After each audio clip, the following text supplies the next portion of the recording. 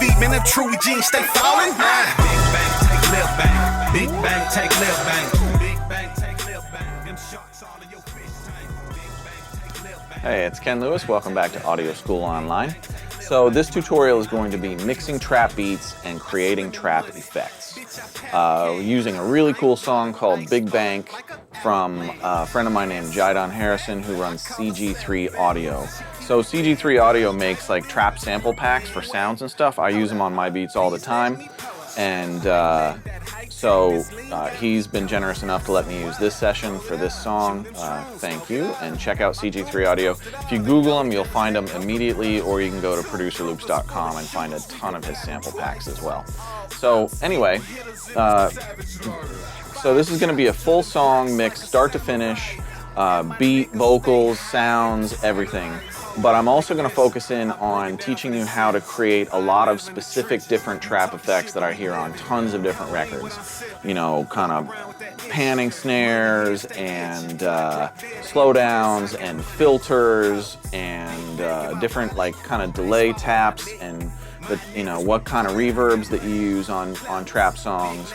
And you know, obviously not every trap song is mixed the same and a lot of things are subjective, but I'm going to show you a lot of really cool tricks, and you can take those and expand on them and, you know, make them your own and create your own unique trap effects to yourself and create your own sound with it. But I'll give you a good starting point.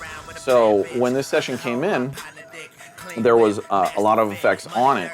So I went back and I had him resend me a few tracks. If you see some of these muted tracks, basically this is the dry version of this. So all right, so here's the snare roll, and then here's the already panning snare roll. So I'm gonna show you how, like, if you can hear this snare roll. So you hear how it's kind of going left and right. Let me mute the rough mix. So I'm going to show you a lot of those trap effects. But the first thing I'm going to do, even before I begin mixing the entire song, is what the heck is happening here? Aha! Hang on. There we go. Got to get my original. Gonna get my original kick drum back. I'm also going to show you how to replace the kick drum, because I think I got a better one. But first I'm going to beef up this 808. Before I start the mix though, I just want to give a quick shout out. So in about 2 weeks, on March 7th, 2015, depending on when you buy this tutorial, I'm launching a new website called Music School Online.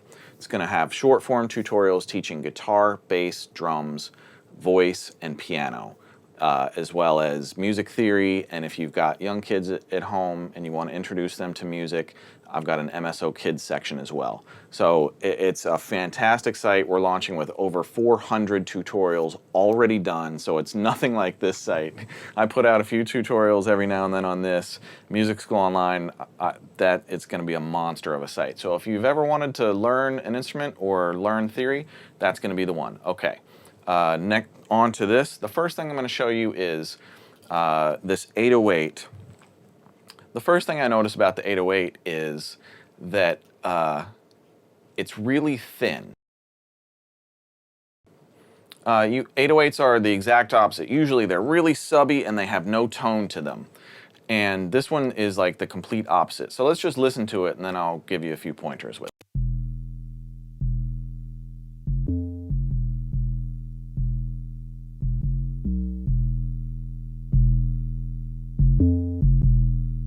I mean, it's got some sub to it, but for the most part, it's a real mid-rangey 808. And that's one of the toughest things to get with 808s sometimes, and I show you in my Mixing Trap Beats lesson, is how to take a subby 808 and put that kind of mid-rangey tone in it. So if you need to learn how to do the opposite, check out that tutorial. This one, he's already got this kind of mid-range tone that is that lets it sit in small speakers like laptop speakers or earbuds and cut through really nicely, but on a big system like a club, there's just not enough sub in it yet. So the first thing I'm going to do is try two different ways to put some sub into it. The first is going to be with just a real wide Pultec any Pultec will do. I tend to use the UAD EQP1A Pultec. And whereas normally I would use the low end on a Pultec around 60 or 100, this one, you know, I'm using it just to kind of beef up the real, just subtones of the 808. And even though this is dialed into 30 hertz, and 30 hertz is virtually outside the range of hearing, it's, you know, it's like this really wide bell. So it's really 30 hertz to probably, I don't know, 120, 200, something like that. But it just takes kind of the low end of that 808 and shapes it really nicely. Just listen.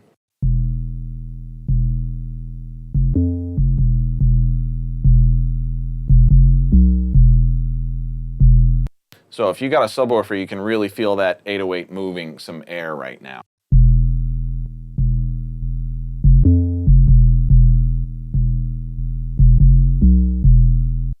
And I might even add some 3K. It's not going to do much, but maybe it'll help just reinforce the tone of it a little bit.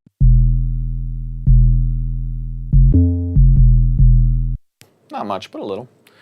So that's a nice one. Now I'm going to bypass that and go to my old standby, which is Waves Max Bass, which some of you may have seen me use on 50 Cent's vocals. I use Max Bass for a lot of stuff like this. You know, the other one you could use is Big Bottom, or UAD Voice of God is a really good one too. I think Max Bass tends to be a little bit more broadband when I need it to be. So my favorite preset on Max Bass is this thing called Dies Bassum. And man, well, just listen, you'll hear it.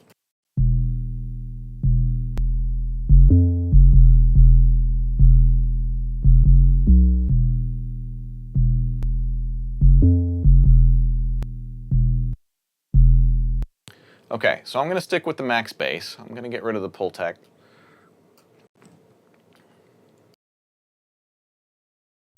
The second thing I want to do to the 808 is I want it to stick around longer. So this 808 kind of hits and dies. It, you know, it has a sustaining trail to it, but I really want to craft this 808 so it sits underneath my mix and just, you know, rumbles and holds down the sub frequencies really well. I don't want it like a, you know, like a subtone where it's just always a flat line sub going on. I want to have some motion to it, but check out and see what I'm doing. Okay. So the first thing I'm going to do is really slow down the release. Now, let me show you the opposite. What I was talking with you about, how do you make 808s buzzy? This is how you make 808s buzzy. So you put the release as fast as possible. You need a fast attack, fast release limiter. Compressors usually don't do this. Limiters do this really well. And the Wave stuff does it great.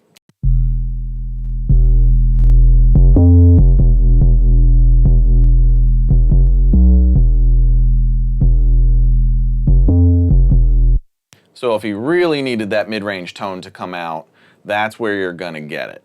And this is, you know, this even has a little bit of motion in the thing. The limiter releases before the next big hits, so it still has kind of an ebb and flow to it.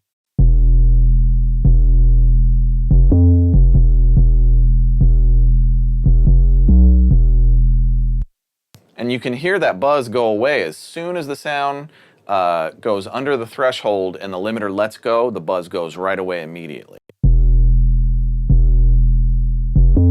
So you kind of, if you want that technique, you got to set your threshold and let it grab for as long as you need it to, and you know, when it releases, it'll get rid of that tone. So, but I don't want it to do that because it's already got that element in it, and I want to, you know, when you use a limiter like this on an 808, you tend to lose low end. And since I just added low end, I'm not trying to get rid of it again. So what I want to do is slow down the release. So the attack is still lightning fast. The attack is like, you know, 0, super fast. Now if I slow it down to like 100, listen to how much smoother it is.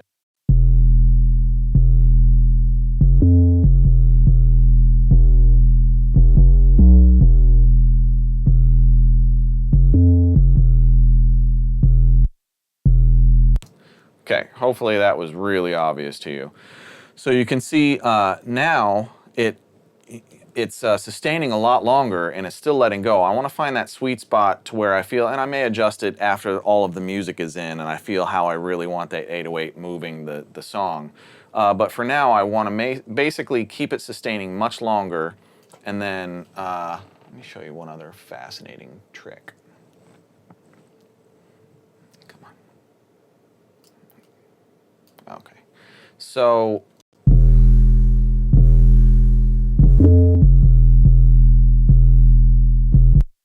you see, as soon as it leaves that threshold, it kind of lets go and dies off and then hits again. And I'm not trying to get this to be a really powerful punch. We'll use the kick drum to give it that punch through and to kind of localize the sound. This, I just want to sit underneath the track, give the tone for the mid-range of like the bass line, so it cuts through on like laptop speakers and earbuds. But then I mostly just want it to sit underneath the entire mix and just rumble. Okay, so here's the other crazy thing. Well, let me just A-B that before I get to the crazy stuff.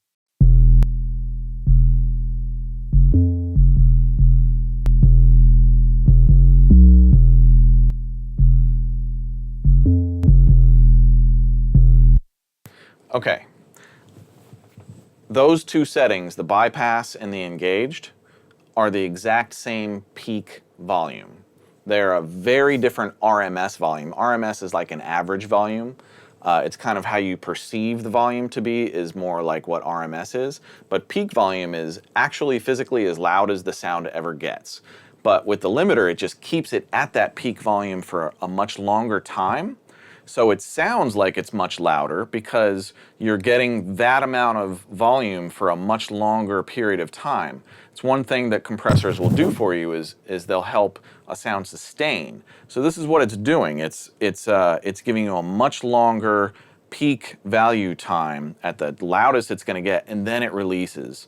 And but the peaks are hitting at the exact same volume when I'm in bypass, but it just releases the sound so much faster naturally that you don't really perceive it as loud. So now that I've totally blown your mind that these have the exact same peak sound, listen again.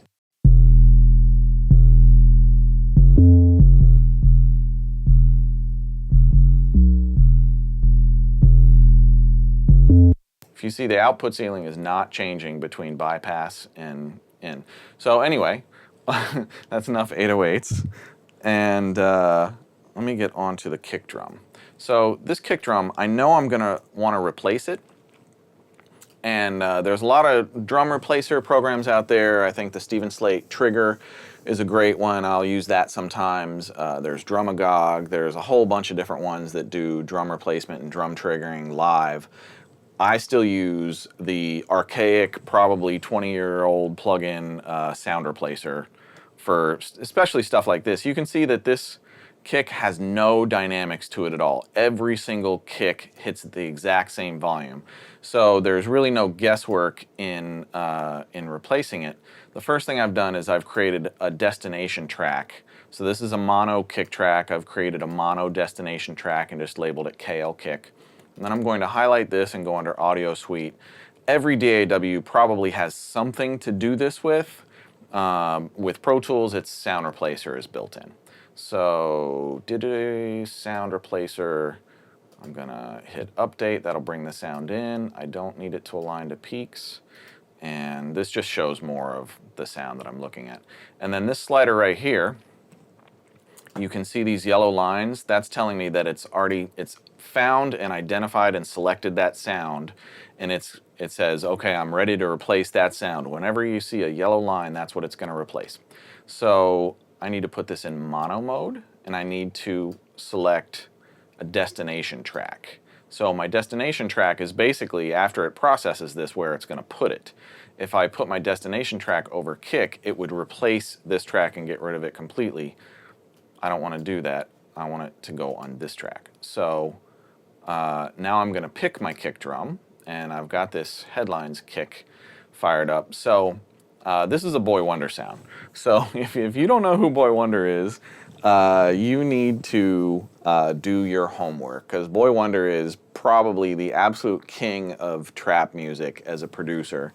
and he does a lot of Drake stuff and everybody else, Eminem, Not Afraid, and man, just a ton of stuff. And I'm signed to Boy Wonder as a producer. Me and my production partner Brent Colatalo are the production team Catalyst. We're signed to Wonder, so we do a lot of co-production with him. So I get to see him work, and the dude is amazing. So also, Wonder has these sound sets. So if you need great trap sounds, CG3 Audio for absolute certain, and also Boy Wonder gives away his sound kits for free, well, his older ones. So if you join Boy Wonder's newsletter, I know their sound kit 1 and 2 are already available. And basically what he does is all of his old drum sounds that he's used from like the past year or 2 or 3 on songs, he'll bundle all of those together and give them away for free to anybody who wants them. And I've got both collections. I use those all the time too. All this stuff is fantastic. So anyway, I've used this Headlines kick, and let me see what it sounds like.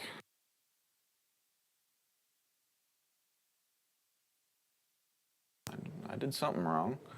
Let me start again. Okay. Oh, I know what I did.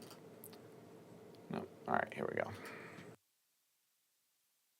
Boom. So I got the Headlines kick down here.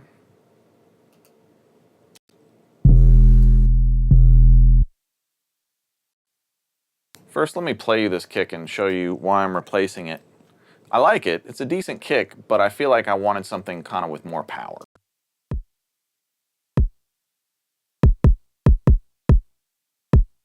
So that's like really clicky and it's really subby, but it doesn't have much in the kind of like the lower mids. Now listen to the Headlines kick from Wonder that I replaced it with.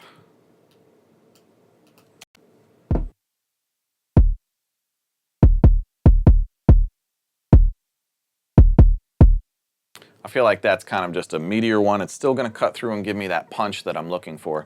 So, when people ask me all the time, well, how do you get 808s to hit and cut through the mix, especially on small speakers? You want to feel that point, and on big speakers, you just want them to sound like thunder. And so it's really a combination of these two things. So I'm going to take away the original kick. So now I have my new kick, the Headlines kick, and the 808.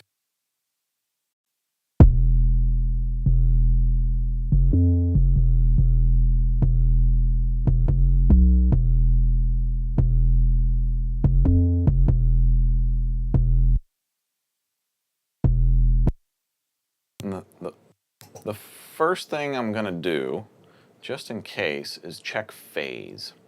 So this, if you don't know what phase is, anytime you see one of those circles with the slash through it, that's a phase icon. And basically,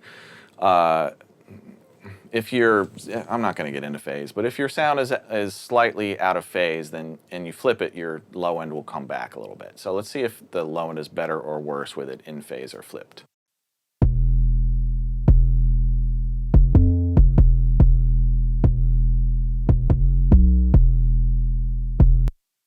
Wow, what a huge difference.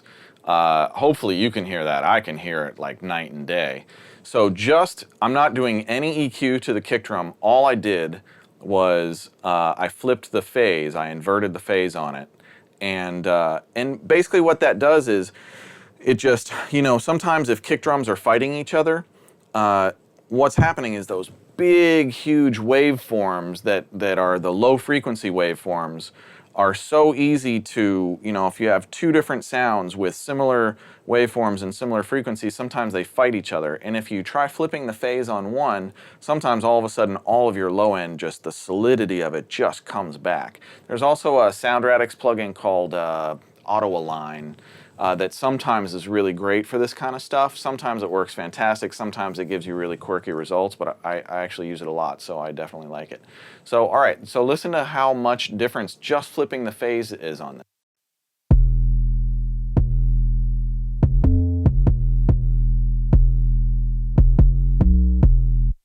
Feel how much like that, more that's like hitting your chest and really jumping out of the speakers. So I'm gonna leave the phase flipped on that. My 808 and my kick are nice and solid right now. Now I'm gonna very quickly kind of bring up everything else in the mix, and then I'll back up and I'll show you a bunch of different things. So I'm just gonna mix for a while.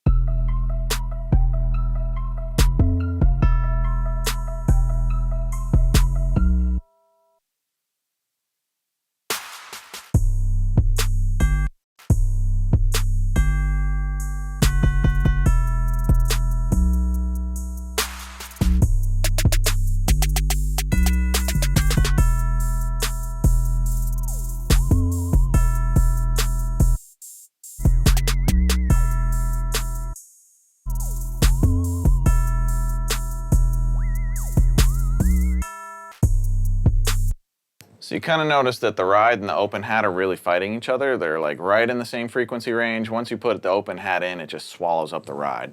So I'll show you how to adjust that.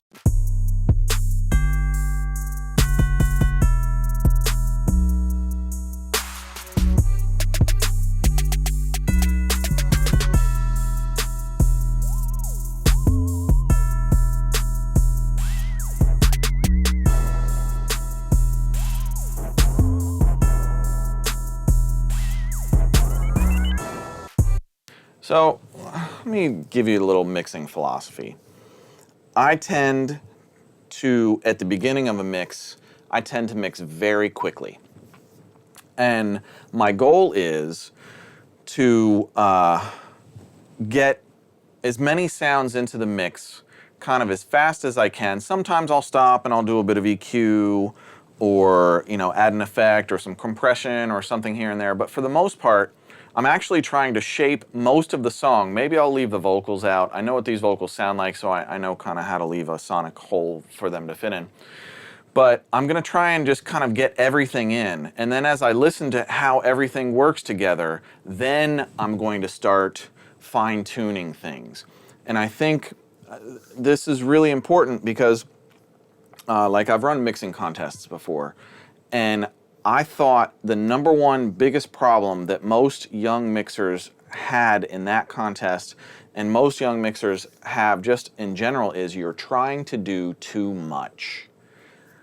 And what you're not doing is building a foundation for your mix first. One of the most important mixing things that you can do is pour your foundation of concrete so that your mix is rock solid, and then start doing all of the effects and equalization. And what you find is, a lot of times, less is more. And it's kind of like Dr. Luke said one time, sometimes the most difficult thing to do is the most simple thing to do. Sometimes you just leave a sound alone. You are not supposed to EQ every sound. You're not supposed to compress every sound. You're supposed to listen to how all of the sounds interact and work together, and then start asking yourself, okay, how do these 2 sounds, or how do these 10 sounds, or how do these 50 sounds work together, and what do I need to do to make them work even better? And, I brought up the 808 and the kick first, because those are kind of going to pin the whole low end of the entire mix. So I want to make sure that I get those happening first. There's no other real super low end elements of this mix. Those are it.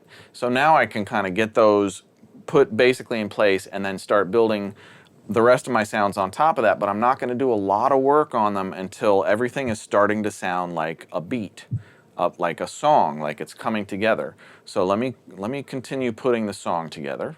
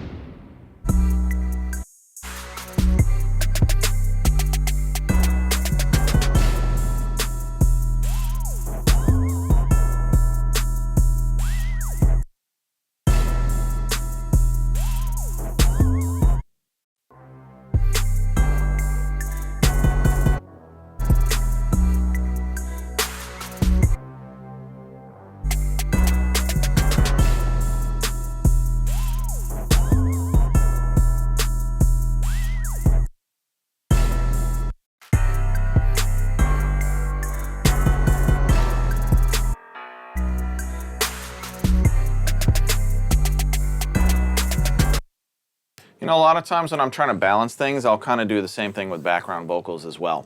I'll put a sound where I think I want it to sit, and if it's a blended sound, say, you know, I don't want it like prominent and out in front, I want it to work with a lot of different other sounds, I'll kind of listen to it and mute it, and maybe adjust the volume, and then unmute it, and then adjust the volume and unmute it, and try it at different levels and see where that kind of that magic blend is. And everybody's gonna make different choices, and you know, with mixing, it's all about kind of going with your gut, seeing what makes the most sense to your ear, seeing, you know, what your brain is telling you, like, that's the perfect balance right there. That's what mixing is. It really is that simple. It's not like, you know, don't overcomplicate this. So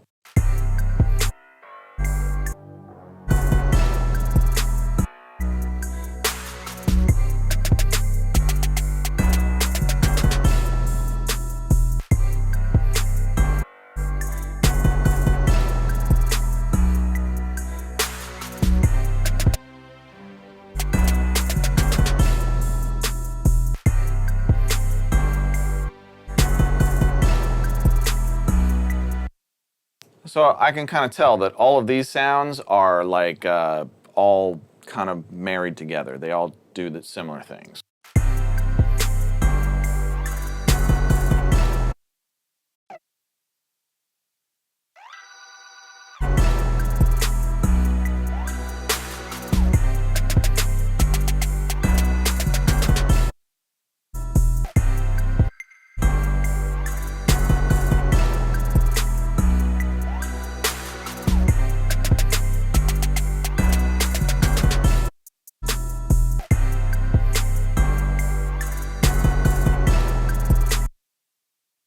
All right, let me figure out what's not in my mix yet. I know this choir element is a big deal. All right, so let me put it.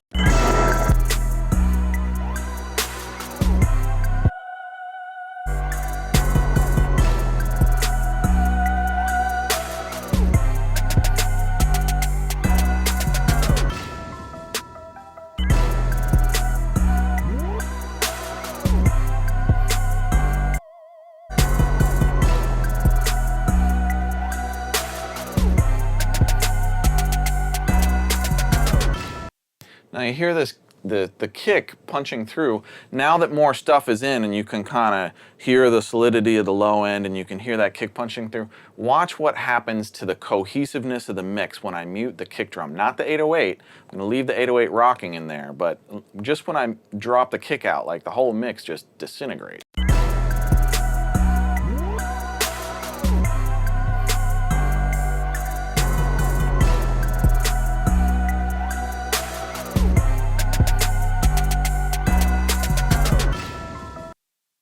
All right, so what else are we still missing in this? This Vox ARP is in there. Should have.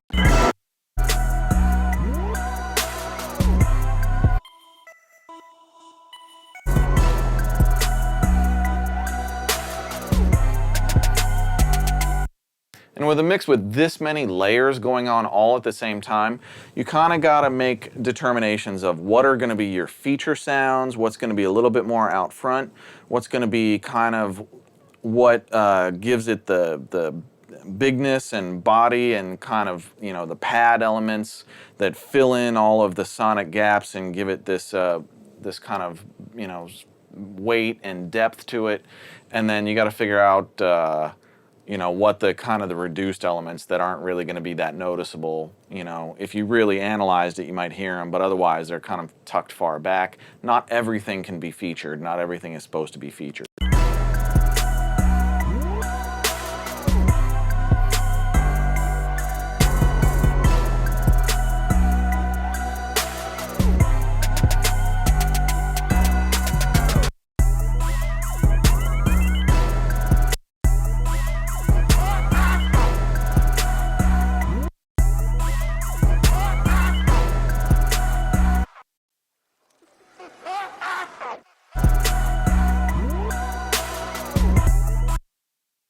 And if you notice what I've been doing, I've been kind of selecting certain sections where I know a lot of things are, and this is pretty pretty typical of trap.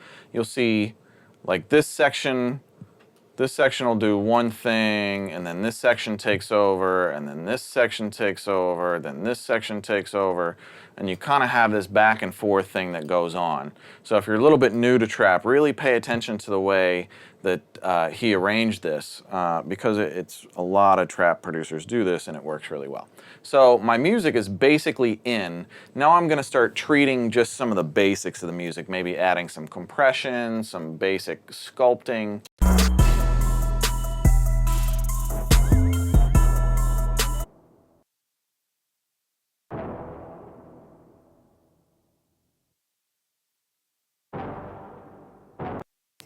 All right, so I know I want to put a little compression on that so it hangs out a little bit longer, helps your ear identify it in a, in a really thick mix. If it's staying just like that 808, if it's sticking around a hair longer than your ear, when you're listening to an entire mix, your ear kind of naturally can focus on it because it's 100 milliseconds, 400 milliseconds, a half a second longer in the mix at that same volume than it was without the compressor, and then your ear goes like, oh, that's a horn. Oh, cool, okay.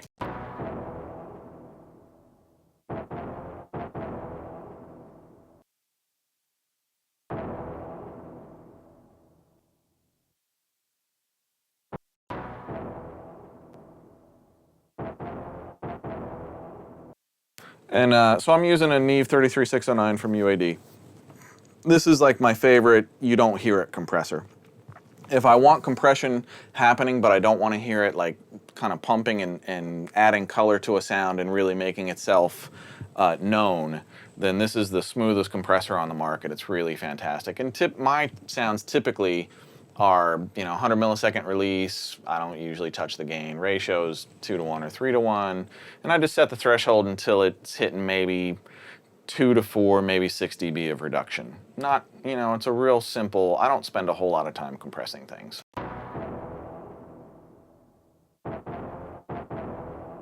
The other word of I don't know, caution or whatever you want to call it with compression is, especially on a sound like this that has effects already married to the sound, that it's also going to make the sound last longer, but in effect what it's doing is it's knocking down that initial transient and lengthening the volume of the sound, so the whole sound is going to last longer. So all of those reverb trails that aren't being compressed because the sound has exited the threshold at that time, all of those reverb trails are going to come up a little bit. So that horn is just going to stick in the mix longer, those reverb trails are going to be there, and sometimes you want your effects. Here, let me show you what I mean. Now I'm going to over compress, so I'm going to really knock down the horn, but you'll hear the effects part of it like way louder.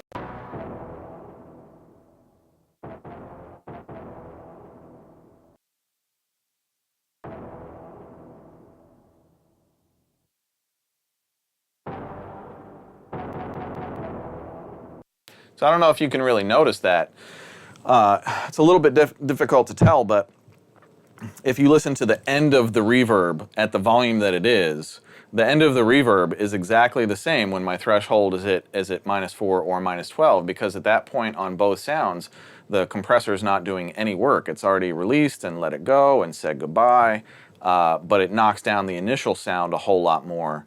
But that's how you kind of bring up reverb trails on things. And that's also like if you compress a vocal that's been recorded in a really ambient room, it's going to bring up all of the ambience that you don't want to hear. And that's why when you record vocals, you want to record them in a super dead room. If you don't have a vocal booth, hang blankets or put foam on the walls, carpet, hang a tapestry above you, whatever you can to get that room like really dead and focused. All right, back to the mix.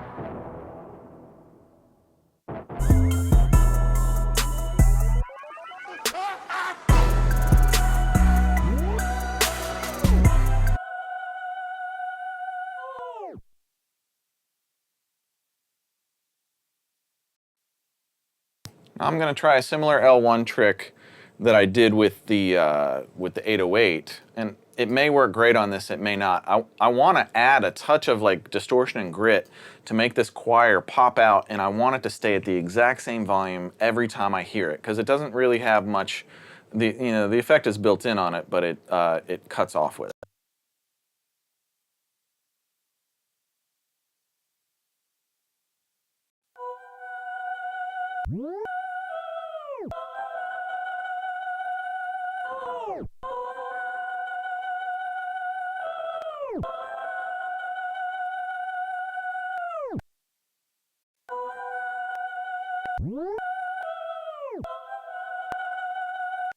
Here with that really fast release, it gives it this little bit of like fuzziness and slight distortion to it, which in solo doesn't sound as good, but that little bit of fuzziness and distortion a lot of times will help, for whatever reason your ear picks up on it, and it just really helps localize it in a mix.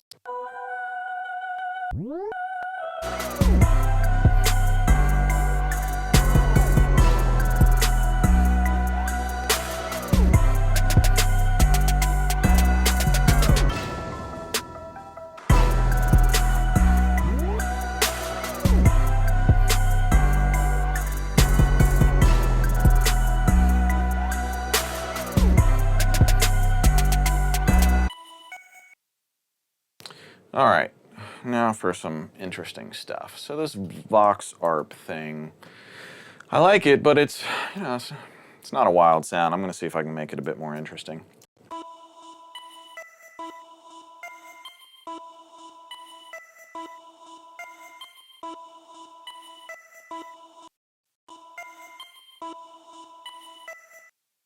All right, so the Brainworx BX Digital, this is the UAD version. I've got the regular version as well, so there's like multiple versions of this. But I like using the UAD because it doesn't tax my processing. But this knob on it right here called stereo width. So what it does, a lot of pitch spreaders will take the entire sound and just grab it and start pulling it apart, and very often in not pleasant ways. But what I use this BX Digital for, only when I'm doing this type of special effect, when I want to take the sides and I really want to throw them out of phase and see how just big I can get this sound. The stereo width, what it does is it turns up the sides, but it does not affect the middle at all. So you still have this coherency of the middle of the sound, and the sides get a little bit out of phase, but this is only one element in a ton of different layers. So I actually don't mind that out of phaseness. It's going to help me move elements of the mix to sit sonically outside of the speaker so that your brain perceives this to be coming out of speakers that are much wider apart. And check it out. I'll show you what I'm talking about.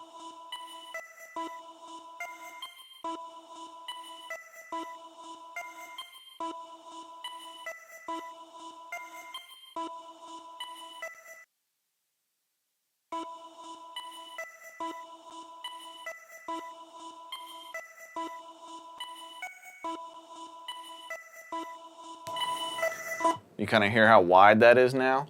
And again, if you listen to just the center channel, the volume of the center has not changed at all. And let's see if there is a more interesting area of this sound. Okay, no, this is what it does. Okay, so let me see what Vox 2 is doing. I'm going to try the same effect on this and see what I get. Well, I like this better. I'm going to bypass that and just use it on this.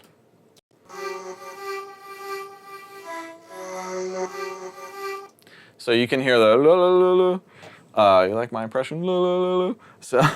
So listen to when it hits on the sides, how wide this thing gets when it's really jacked up. And usually, if I'm just using things using BX Digital to gently widen things, I won't go past. So 100% is null. It's not doing anything. I won't go past 110 or 112 usually is a lot. And I'll use this on like a whole mix to widen it just a hair, and usually I'll never go past 112. But I'm all the way up to 200. So basically it's doubling the level of the sides. It's throwing things out of phase, which makes them wider than the speakers are. You got to be really careful that you don't do too much of that. But this is a really cool effect.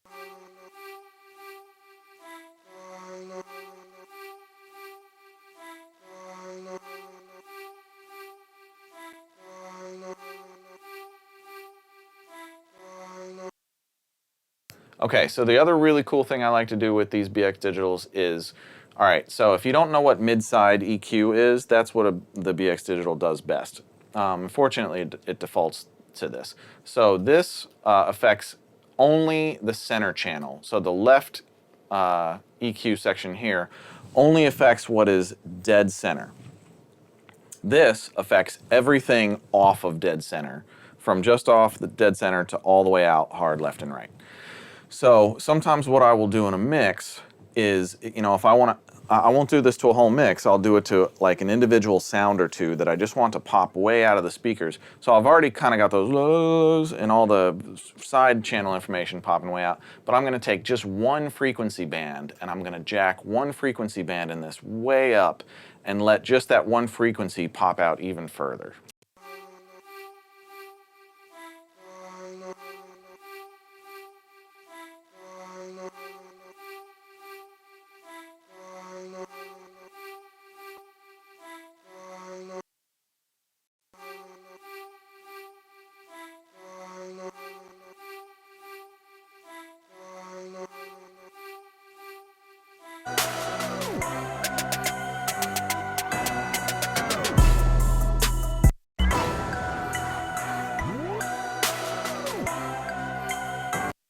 And this is the kind of thing where you don't even necessarily need to hear it as its own thing, but what it's doing to the mix is like this. It's just making everything, it's making your entire mix sound a little bit bigger overall without even adding much sonic character to the mix, because these out of phase elements are just way out there. So typically the way I use phase, like a lot of guys will just put it like a stereo spreader on their entire mix bus and just widen it, and that just ruins your mix so quickly if you do too much of it. But if you do this kind of stuff on just a one or two, three at most individual channels where you take one element and you really put it out, then it can really help you kind of make this much bigger mix without losing your phase coherency of your entire song.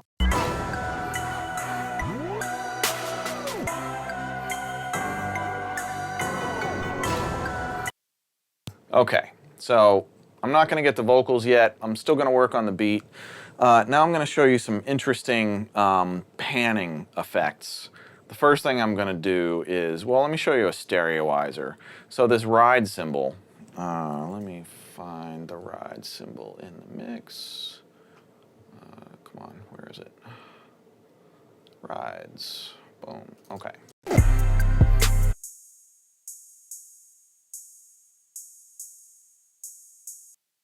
It's a ride, does what it does. Put it next to the open hi-hat and the open hat kind of swallows it up. So I want to spread out the ride in stereo, so watch how I do it. I'm going to take a delay line. Any DAW has something that you can do this with. So if you kind of just mark down what my settings are and try it with your own DAW, it'll work. So this is a mono sound, so I'm going to go mono to stereo. I'm going to put a stereo delay, which is just the Digi-Rack. And then I've already got a preset that I love. All right. So if you'll notice, the left side, the mix is 0. So I'm literally doing nothing to the left side, and I'm delaying the right side by 17 milliseconds. But I'm also putting this kind of modulator on it, so it's not really 17 milliseconds. It'll dip down, so I have 40% depth and a rate of just under 1 hertz per second. So it's gonna kind of go from like 16 milliseconds up to 19 milliseconds back to 16 milliseconds. And what that does is when you, and I'm only affecting the right side, so if this one is stagnant and this one keeps shifting, it just gives this really, really nice gentle chorusing to it, but it really makes it wide. Check it out.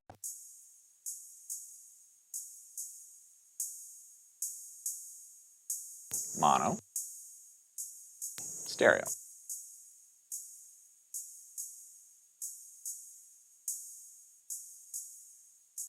And again, don't look at this delay time, it doesn't matter because I'm not using any, we could just do this to this side and nothing's gonna happen.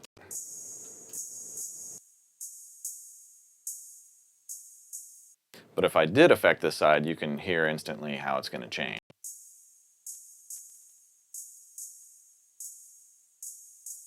See, if you get your delay time too wide, you'll hear a definitive slap repeat, and I'm only at, what, 30, 38 milliseconds, something like that.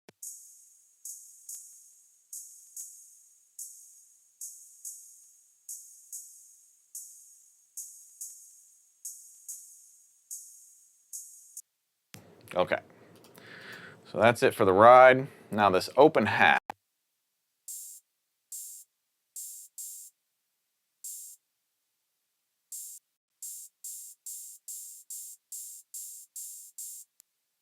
So I want this open hat to pan left, right, left, right, left, right, left, right. Now I could chop it and, and pan, chop 1, 2, 1, 2, and put all the left chops left and all the right chops right, and it would do the same thing, but I'm lazy and I like plugins that do it much faster for me. So Soundtoys makes PanMan, one of my favorite pan. And the cool thing about PanMan is if you put the LFO to rhythm shape and you put the MIDI to lock to tempo. So the tempo of my song is 143 BPM, which is really double time. It's really half that. So it's like, God, don't make me do math, 71.5. So it's, and then my width, I want all the way left and right, and my direction, I want both back and forth, so you can see it going back and forth now. I need to slow this down. Okay, there, half note. So a half note at 143 is like a quarter note at 71.5. It's the exact same thing.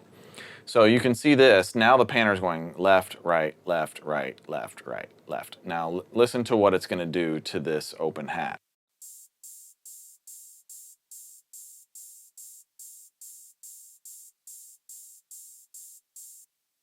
Pretty cool. But do you hear those little clicks and pops that are happening at the very beginning of the sound? Listen again for it. They don't even happen every time, but sometimes they do. So most of the time these panners, and there's a whole bunch of them that do this, but this is my favorite.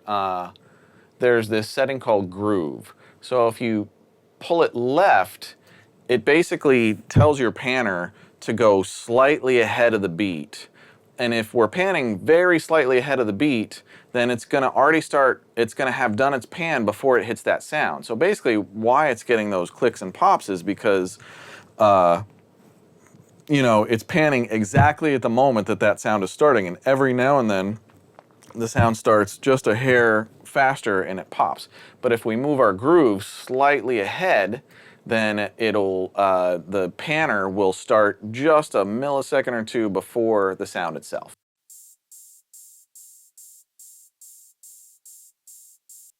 And if I take this and move the groove behind to a more of a swing groove, you can hear it, you'll hear what it does. It starts chopping into the actual panner.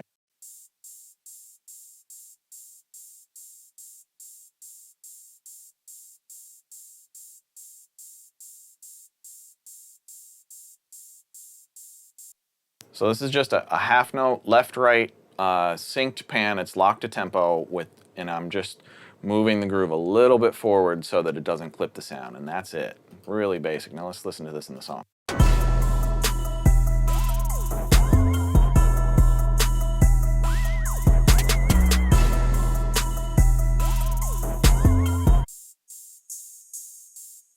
Now, even though I made the ride stereo, these both now have their same space because the ride is stereo, but you're not perceiving it as this super hard left and right sound. It's still kind of like here. Whereas the open hat now is here, then here, then here. It's never here. So the ride and open hat are now off of each other. They've found their own space. The other thing I noticed about the ride is I want it to hang out a little bit longer. So I'm going to compress it. I'm going to compress the ride just a little bit. Maybe, let's just use a stock. All right. Super fast attack, so I get the very leading edge of it.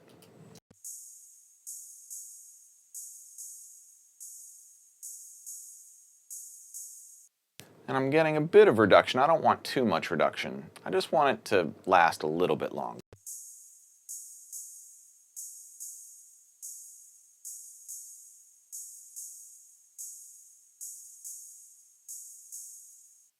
Really fast release, so basically all I'm doing is knocking down that transient. It's not like you need the transient of this particular ride cymbal to drive your mix. It's not really adding anything. The body of this sound is what's adding something.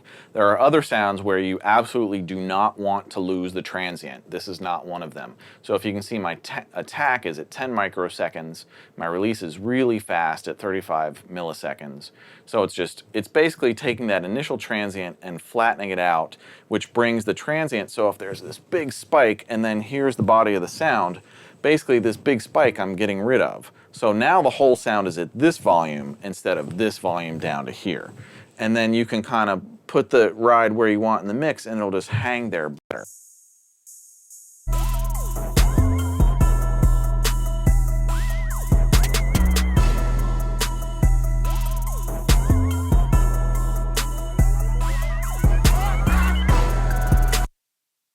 All right, hi-hat. First thing, I'm gonna make this a bit brighter.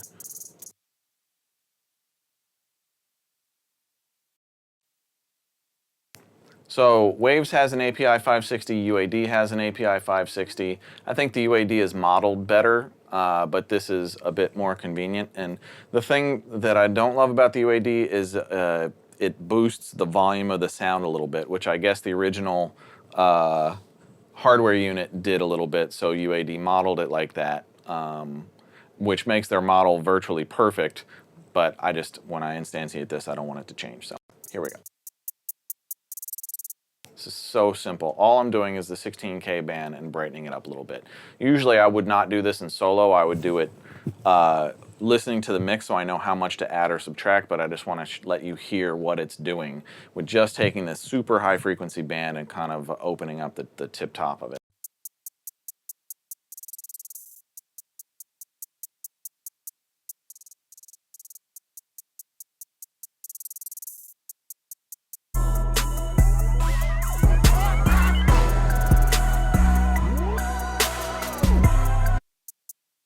All right, so I'm going to put one more panning effect on the hi-hat that I use all the time, which is this Waves Mondo mod. And I'm going to do mono to stereo on the Mondo mod. Now there's this setting on Mondo mod called full rotor. So you can see it kind of going around and around. Listen to what it does. I'm going to slow it down so you can kind of perceive it better.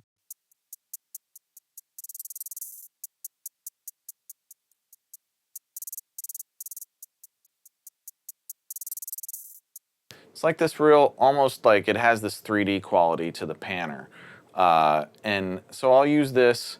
The thing I like about it is it mostly kind of, it's not like just a straight left-right panner. It gives it this kind of motion and movement and depth to it. So I'm just going to try and find that sweet spot of panning speed so it does a little bit of motion but doesn't kind of make you nauseous.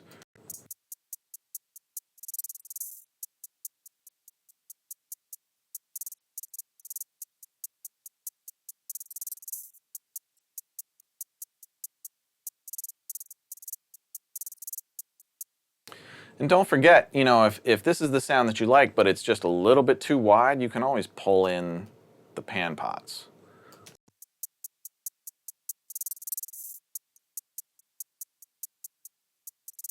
But I kind of like it wide like this because when it hits those super fast rolls, then it kind of does like this kind of thing.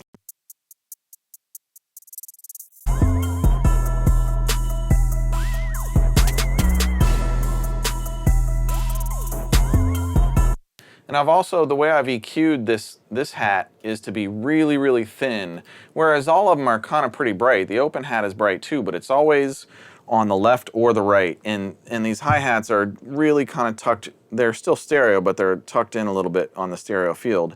And they only take up that high frequency, so they keep pointing out of that high frequency while the open hat gives it kind of the high to mid body, and then that ride just fills in the upper frequencies as well. It's a really nice spread of sound.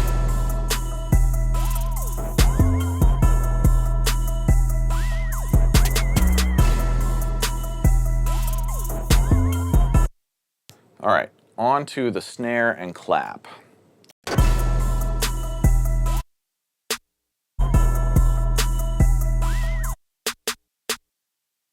This is a pretty good sounding 808 snare. I'm going to try, we'll go to the UAD API 560.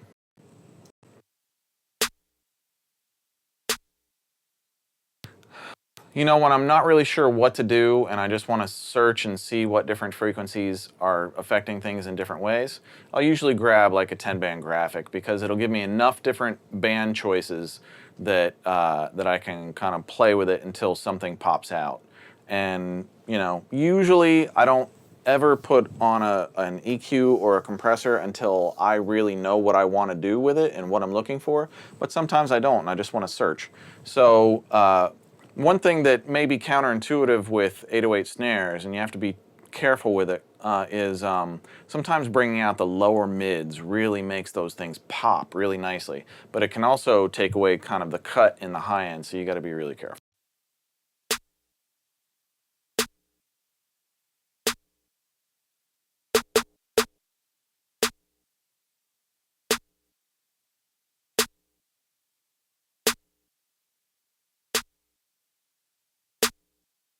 Okay, so basic rule of thumb, kind of like the lower mids tend to make a sound either muddy or sound bigger. So you got to be careful with it. But like in this case, I'm jacking up the lower mids. I'm pushing 250 and a little bit of 500, and it's making the entire snare drum just sound bigger. The high frequencies tend to make a sound more crisp and clear and clean, but sometimes they're too thin. So this snare I felt like was a little bit too thin. I needed to fatten it up a little bit. 250, 500. Let's see what 125 does as well.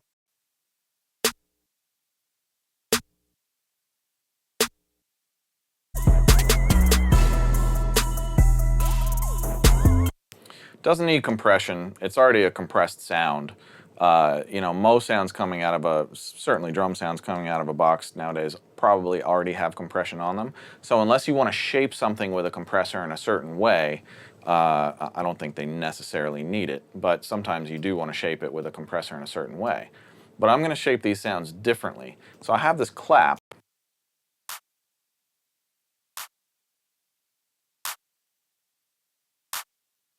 Nothing special. It's a little bit thin too, but I don't really need this for the body of the sound. But it's now these two together.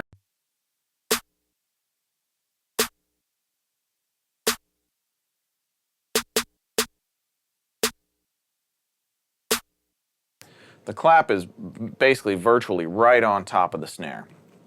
And I feel like I'm still just only listening to the snare even when the clap is in. So I'm going to show you a little trick. Add a mono, so this is a mono clap sound, and I'm going to add a mono delay line, short delay 2. It's just a stock delay. And I'm going to make the mix all the way to 100%, so I'm only delayed signal and no source signal.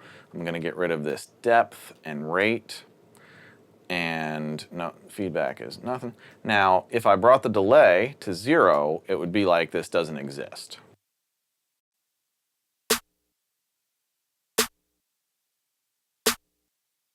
But listen, when I start moving the delay to longer, I'll move it to maybe 15, 20, 25 milliseconds, and watch how much more noticeable you can hear the clap. All of a sudden, the clap becomes its own sound, as opposed to just some sound that's layered in with the.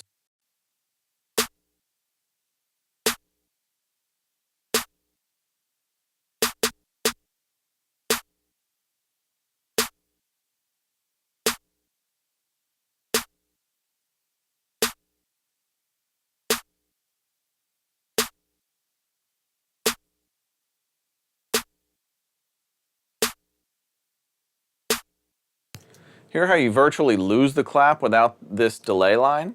But with it, all it's doing is moving the transient of the clap off of the transient of the snare, so that each of them hit at, you know, if they were hitting here, now they're hitting like here.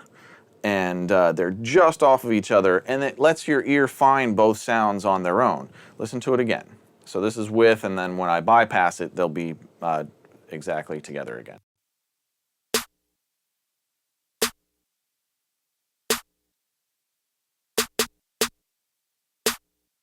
I swear, the only thing I'm doing is delaying it by 20 milliseconds, 21 actually.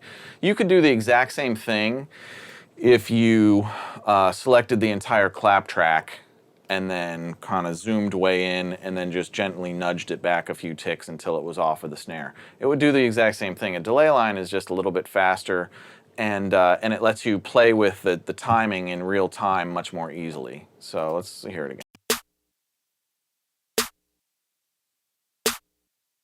So you can hear if it goes too long, it starts sounding like a slap. You might want that, maybe not. I don't. So I'm going to go back to maybe around 21. Kind of pretty good.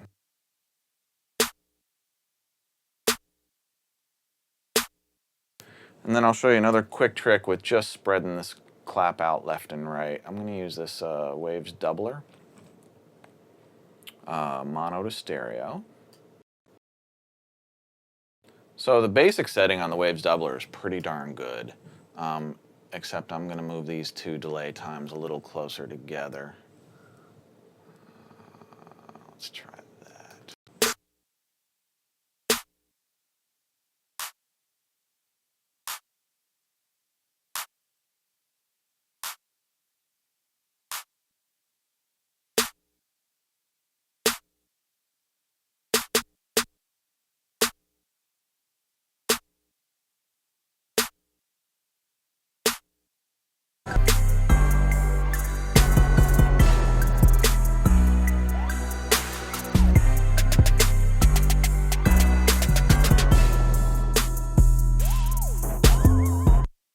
Okay, so now I'm going to get into showing you some of these other kind of trap sounds. What the heck is going on? There we go. So first one is this snare roll. So listen to how what this is doing. It's panning left and right like crazy.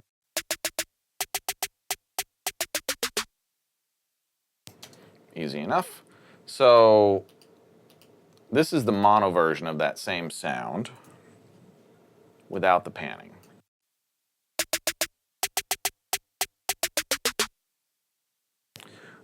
So let me show you how to turn the mono version into the stereo version. I'm going to make these nice and large so you can see what the heck I am doing. And all I'm going to do is duplicate this track. Exact copy of it below. I could have done this with the open hi-hats, but you know, with snare rolls, it's not like I have to do it for the whole track. So all I'm going to do is I'm going to go through and I'm going to just cut each of them.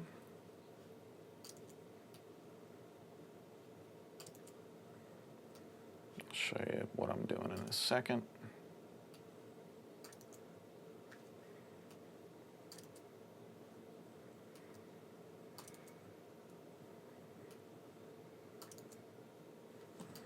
Okay. And then, so now I've got two duplicate things, and now all I'm going to do is get rid of every other one.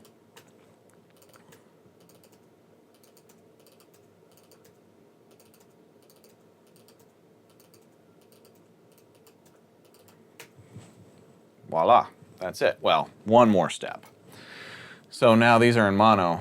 So I'm probably not going to pan them all the way out. Let's try like 70 and 70. Let's see what that sounds like.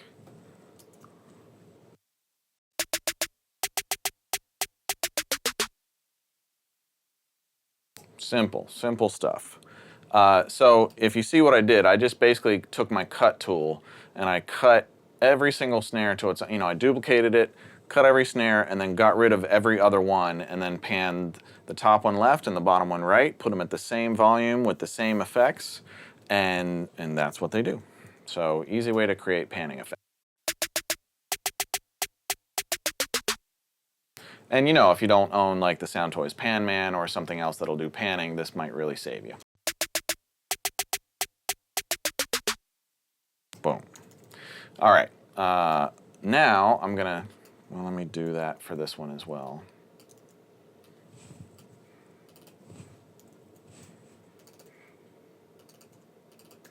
Okay, Now I'm gonna group these so that what I do to one, now that I've got my panning in place, you know, what I do to one, I want to do to the other. See how it selects them both now, even though I'm only going to be on one. And then I want to go on grid, and I'm going to set my grid to 1 bar, or on a bar line. So if you'll see now, I can't select in between a bar line. It'll always snap to a bar line. So I'm going to copy and paste this. I'm going to make these 2 medium. There we go. I'm going to copy and paste this. And actually, let me just consolidate it so you can now see it. So now you can see how it's off of each other like that? So now I'm going to copy and paste this, and then just wherever I see these, I'm going to paste. I don't need those there. Paste. I don't need those there. Paste. I don't need those there. Paste. Those look like they need to be moved back up. Ooh, hey now. There we go. And paste. Those look good. And paste. And I don't need those there. So now I've got my mono snare laid in, and now I can just get rid of this snare roll. Stereo, anytime I hear it.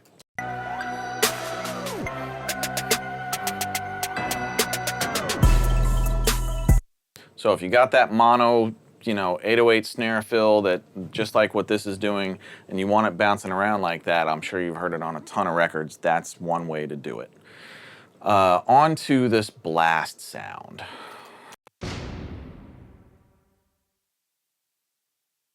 So I got no plugins on it. That reverb is married to the sound. It's already printed that way. So what I did was I got, let me make these bigger.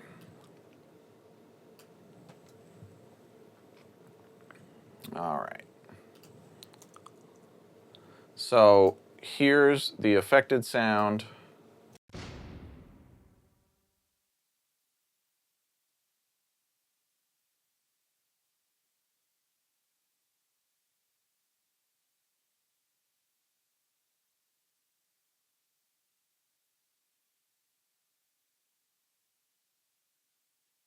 Just keeping things consistent. So here's the affected sound. And here's the dry sound.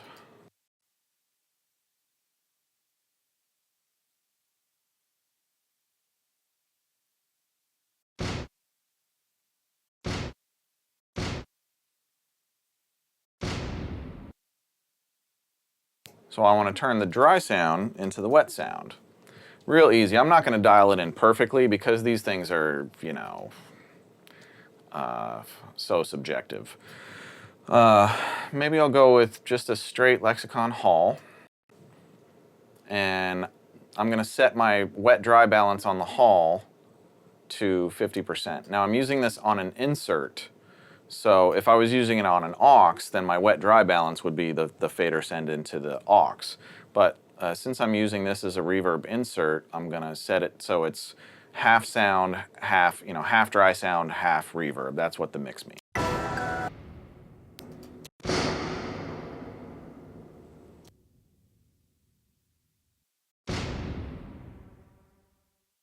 Okay, so my reverb is too long. It's a little dark. I'm going to go for a medium Hall and see what that sounds like. That's much better.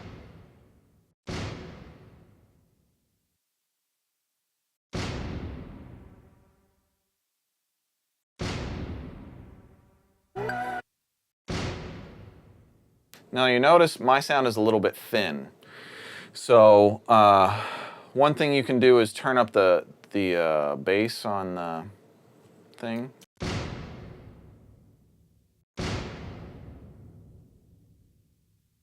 But it still doesn't have that weight. So I'm going to show you my other favorite bass plugin, this Aphex Big Bottom.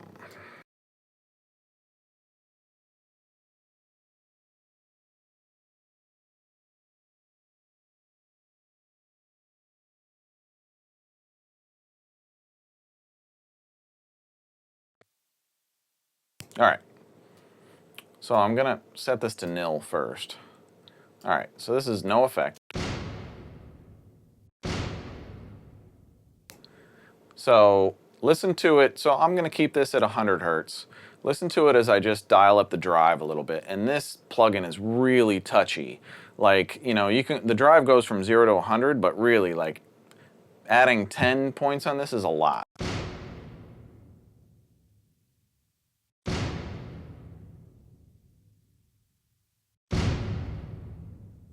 So you can already start feeling that weight coming out.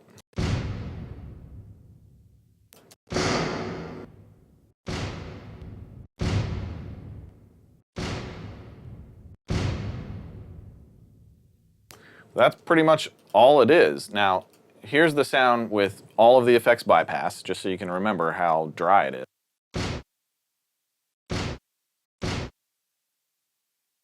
First goes the Lex Hall 50/50, just a medium Hall. I really didn't tailor anything else except for the bass return and put that up just a little bit. And it didn't really give me what I wanted, so I added this big bottom. And there's your blast effect. So if you got like a, you know, you can turn any kind of a sound like that, a snare, into a blast effect or whatever. So now I'm going to mute this blast, and I'm just going to copy this other function in Pro Tools, Apple D. Just, we'll take that and it'll just copy it.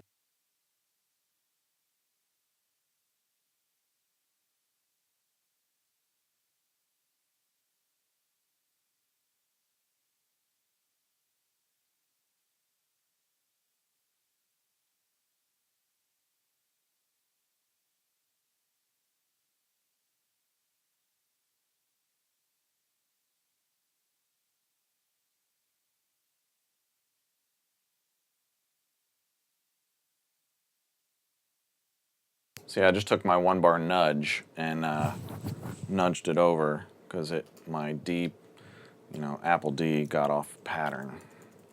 So I'm just going to keep doing that and get it all the way down to the end of the song and then delete the extras. Now you can see the dry is hitting every single time the wet is. Now I can mute the wet, and my dry blast is now my wet blast.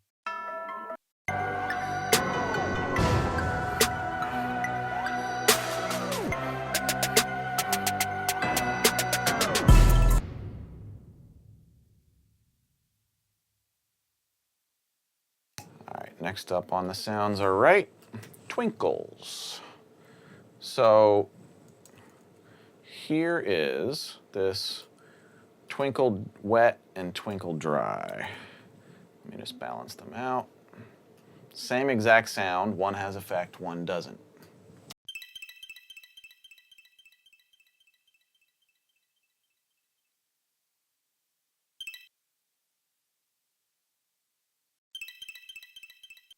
So I want to turn this dry one into the wet one. So there's going to be a few things at play. I need like a ping pong delay. So let's analyze this. What's going on with the wet sound? Where is it? Here you go.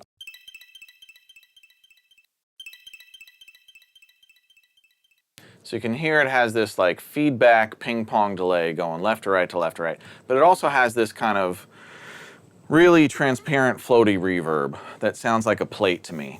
Plate reverbs tend to be more coherent. You tend to hear them longer. They have a very straight decay, whereas halls tend to kind of listen, and then they die a little bit quicker. Plates tend to be a bit more like crisp and solid, and they carry the sound with them more, and halls tend to be a bit more ambiguous and floaty. So this sounds like a plate reverb to me. So the first thing I'm going to do is dial in a ping pong reverb, and I'll do that right on the channel. So if I insert, let's just go simple, H delay, and take the analog off because I don't know why on earth they would do that. Now I'm gonna hit ping pong, and let's just see what it sounds like.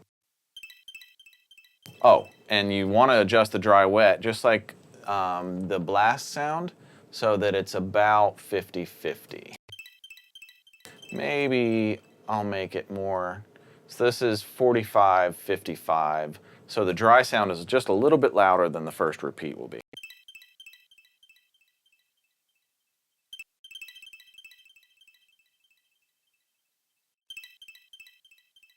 All right, it's too slow. So I'm going to try and speed it up just by ear.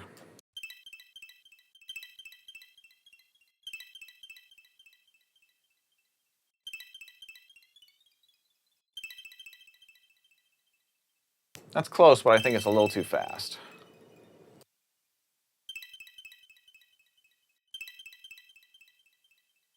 $250 sounds about right.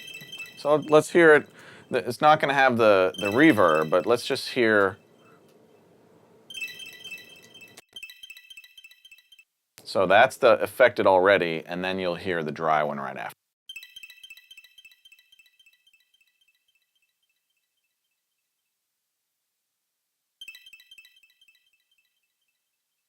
So it sounds like there was originally like a 250 millisecond ping pong delay. There's no high frequency cut. Listen to what happens if I high frequency cut my sound.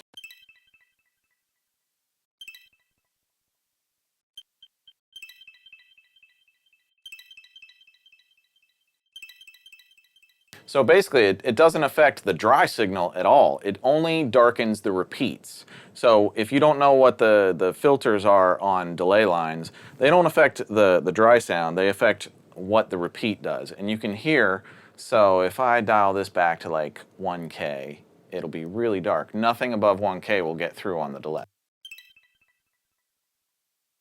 Okay, so this, I want all that really crisp brightness to.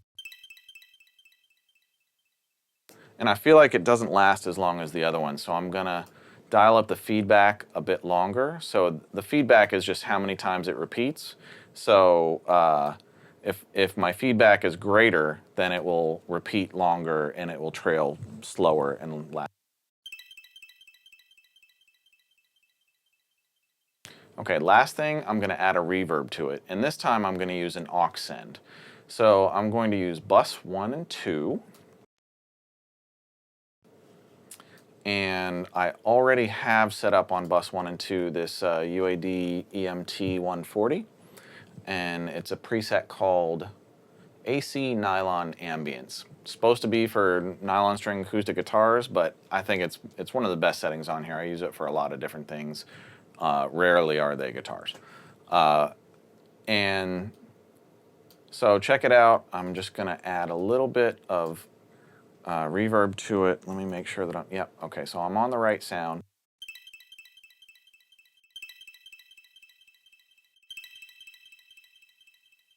Hear that reverb starting to kind of fill in the gaps in the sound?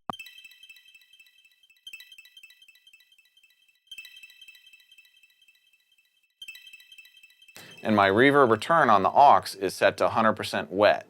So the aux is picking up the dry sound and sending it to the bus. The bus is feeding it into this reverb, and the reverb is sending 100% of the wet signal and none of the dry signal out. And then you blend those two sounds together and you have this.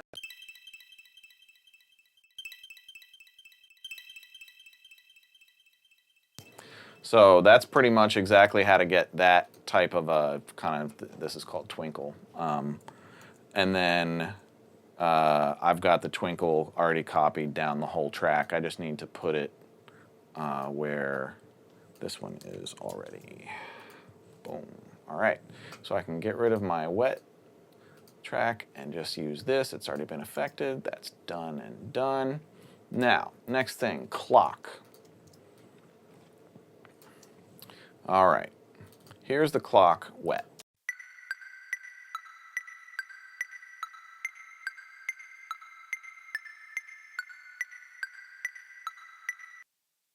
There's a lot going on that.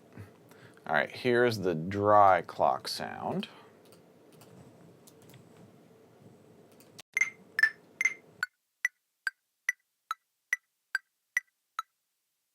And here's the wet.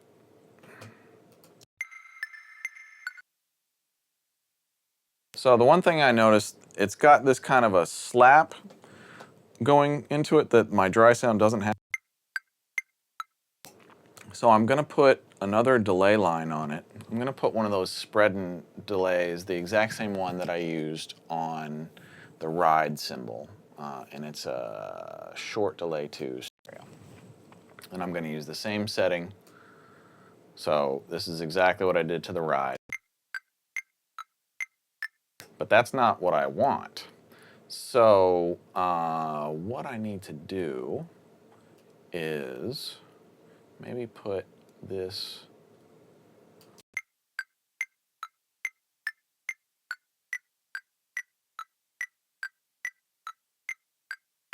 because see, I still want this the dry sound in the center, and I want to put this kind of like left-right slap on it. And I want it maybe, you know, I don't think this is going to be the right tool for this sound.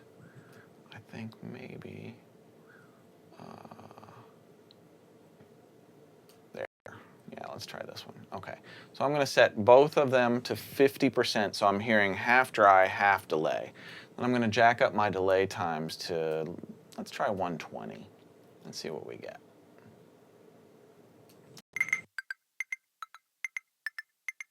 Okay, initially you'd think like, Ken, that sounds like shit. But let's pull back the mix so it's 75% dry, 25% wet.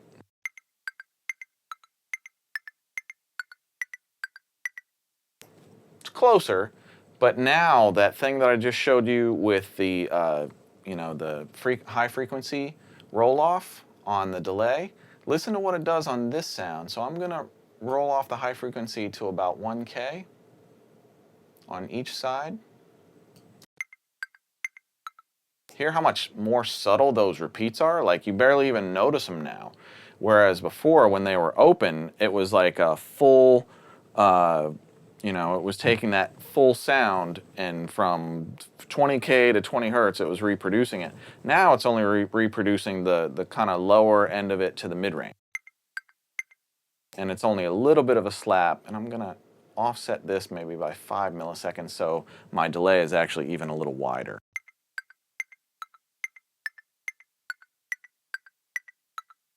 Then I'm gonna add the same delay that I added on, or sorry, add the same reverb that I added on the Twinkle and see what this sounds like.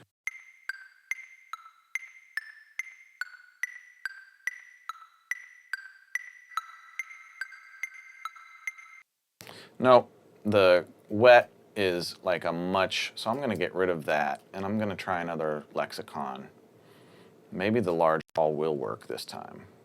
Now I'll bring my mix back to 50% again.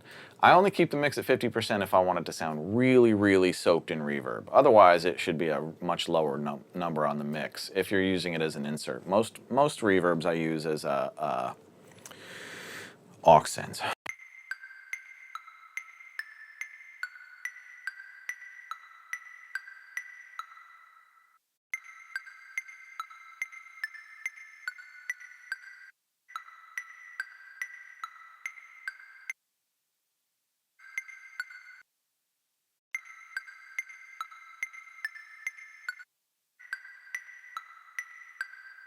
It's not a mirror image. It's not exactly perfect, but man, that's really, really close. And I don't want to labor over it because I got a lot more to show you. Okay, organ. Jot onto this really cool thing with the organ where the first hit is open, the second hit is filtered, open, then filtered. Listen.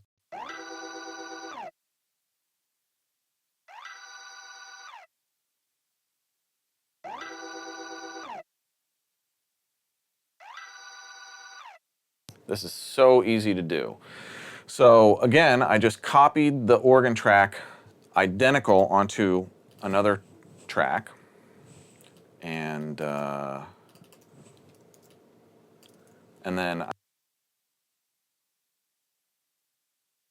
okay, and then I copied it, cut it. Now this is the full range, and this is the filtered. So what I'm going to do is I'm going to get rid of, on my copied track, I'm going to get rid of the filtereds on my copied and the full ranges on my source, because I don't want to hear those. I want to match this full range to this filtered. Now let's just listen to them side by side so you can still hear how radically different they are. I'm going to level match them. It's the exact same sound. Boom, okay.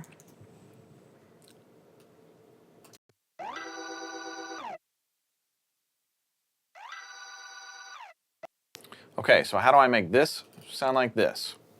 In this case, super, super simple.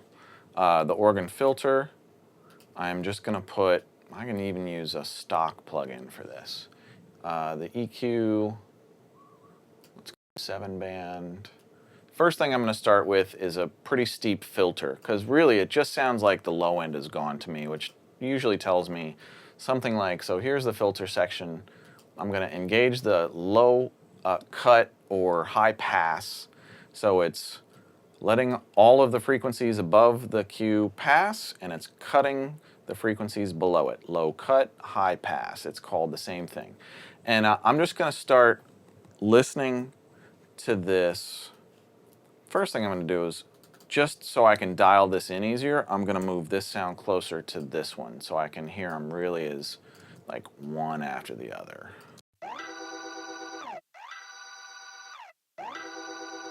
So whenever it's playing the green one, this is what I'm adjusting. And to just listen, I'm just going to start moving this filter up, and you'll just hear the bottom end of the organ disappear every time it comes back around.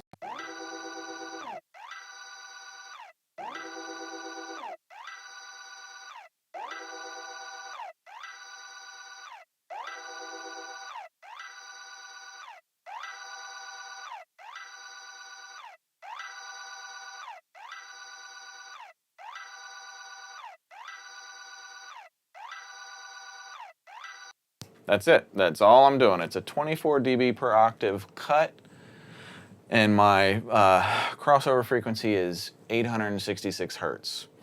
And I just dialed the output back just to level match them a little bit. That's it. That's that entire effect. It's just a filter.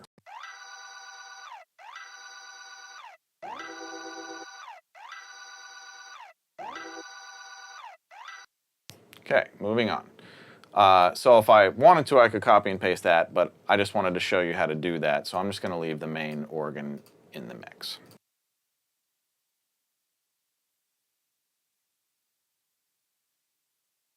Haha, we are here, vocals. Let's see what we have. Big bank in my wallet, ice fall on my neck. My niggas, we ballin'. I got money, clothes, big names in my closet. Fendi belts and that Louis V, man, that Truly jeans stay fallin'. I got money, hoes, big bank in my wallet, ice fall on my neck. My niggas, we ballin'. I got money, clothes, big names in my closet. Fendi belts and that Louis V, man, that Truly jeans stay fallin'. So this vocal actually sounds pretty good. Doesn't need much work. Again, if you're a young mixer, don't over mix. Something sounds good, typically that's going to tell you you probably need to do less to it unless you're trying to do something really specific. So I'm just going to use a stock compressor, and I'm just going to give it a little bit of evening out with the compressor. I'm going to slow down the attack a little bit so that the initial transients of his voice pop through, but then I'm going to make the release really fast so it clamps down hard. And basically what this will do is it'll even out all of his words. It'll still give a little bit of percussiveness to his voice, but it's going to even out all of his words. I got money, hoes, big bank in my wallet, ice fall on my neck. My niggas, we ballin'. I got money, clothes, big names in my closet. Fendi belts and that Louis V, man, that Truly jeans stay fallin'. I got money, hoes, big bank in my wallet, ice fall on my neck. My niggas, we ballin'. I got money, clothes. Real simple. This really doesn't need much else. I think it needs some de-essing, so I'll put a de-esser on it. I don't think it needs any EQ. I like the sound of his voice already. It was recorded well, so I'm not going to change that. I got money, hoes. and I might be able to improve it if I was really trying to do a full mix, but the next vocal I know I'm gonna have to do some work with. So this stock de-esser, I'm just gonna do high frequency only. 7K is pretty good. So I got money, hoes, big bank in my wallet, ice fall on my neck. My niggas, we ballin'. I got money, clothes. So a de-esser, if you don't know what a de-esser is, it reduces the S's, the T's, the F's, any of those sounds. So, and it doesn't, if you set it up the way I'm setting up, high frequency only, it doesn't affect any of the rest of the sound at all, just above whatever frequency that you're setting. So this, anything above 6K is the de-esser is looking for, and when it hears it, it's just gonna knock those frequencies back and nothing else. And you'll see it working right here. I got money, hoes, big bank in my wallet, ice fall on my neck. My niggas, we ballin'. I got money. Now, if you over de-ess somebody, it'll make them start sounding like they're gonna lisp. So you gotta be really careful to not over de-ess. And again, just use your ears, not your eyes. I got money, hoes, big bank in my wallet, ice fall on my neck. My niggas, we ballin'. I got money, clothes, big names in my closet. It actually doesn't sound all that bad, but I wouldn't go that extreme anyway. Okay. I got money. I'm not going to spend a lot of time on this vocal. It sounds pretty good. I'm going to give it a touch of that nylon against reverb. I got money, hoes, big bank in my wallet, ice fall on my neck. My niggas, we ballin'. I got money, clothes, big names in my closet. Fendi belts and that Louis V, man, that Truey jeans stay fallin'. I got money, hoes, big bank in my wallet, ice fall on my neck. My niggas, we ballin'. I got money, clothes, big names in my closet. So again, this is a plate. It kind of carries the sound with it as it goes. A real plate is just a really thin piece of metal in a box. And it, you know, if you've ever heard sound like travel down a spring, that's what it does. I'm just using enough reverb to kind of put it in a space, but not make it sound like reverb on his voice. But I think I also want to try a delay. I got money, hoes, big bank in my wallet, ice fall on my neck. My niggas, we ballin'. I got money, clothes. And you'll notice the other thing that the reverb does to it, if you're not a real seasoned mixer, when it's dry, it's kind of more upfront and right in your face. And sometimes that's great, especially if you're doing like real street hip hop. A lot of times you just want that vocal raw and nasty and street level and right at you. But most trap stuff, especially when everything else is so reverberant and kind of washy, then you want a little bit of that wash on the vocal typically too. Not always, but you know, it's everybody has their different tastes. I got money, hoes, big bank in my wallet. But I do think one thing that might be cool on this is a real dark delay. And again, we go back to that idea of the cutting the high frequencies off of the delay return.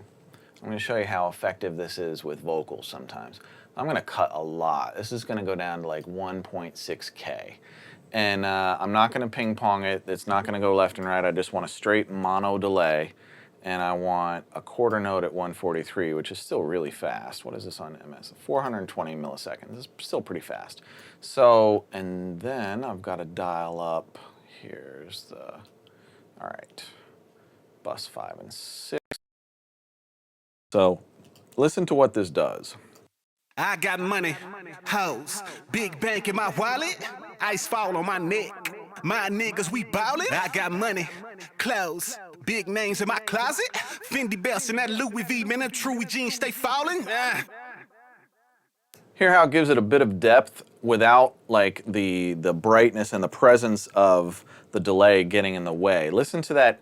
The only thing I'm going to change is this low pass filter cutting the high frequencies.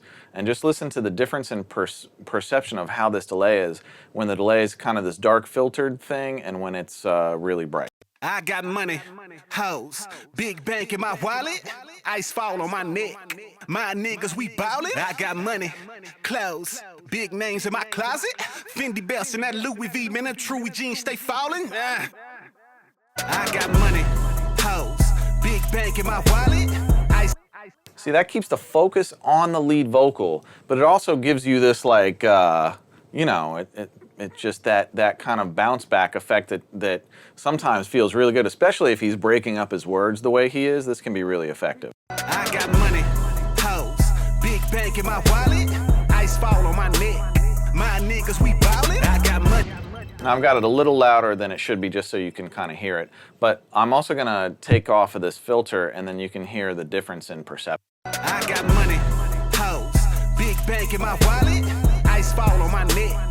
My niggas, we ballin'. I got money, clothes, big names in my closet, Fendi belts and that Louis V, man, that Truey jeans stay fallin'. And you'll also notice I took the feedback way down, so you're only getting just over 1 repeat on it. I got money, hoes, big bank in my wallet, ice fall on my neck.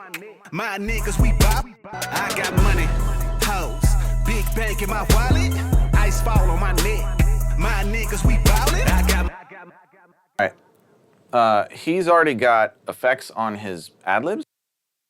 So listen to what he's got going on. Money, hoes, in my wallet. So he's got some sort of chorusing going on plus delay taps on top of that. And he doesn't filter his delay taps. But that's okay because this is kind of like a background sound. So it's not going to be as loud as the lead. Sometimes you want the ad-libs as loud as the lead. But on these, I think I'd want them just slightly behind. I got money, hoes, big bank in my wallet, ice fall on my neck. My niggas, we ballin'. I got money, clothes, big names in my closet, Fendi belts and that Louis V, man, that Truey jeans stay fallin'. I got money. Nice. So now I'm going to listen to the hook vocal. Big bang, take lip bang. Them sharks all in your fish tank. Big bang, take lip bang. It's the exact same, it sounds like the same voice on the same mic at the same level, so I'm just going to copy my settings over.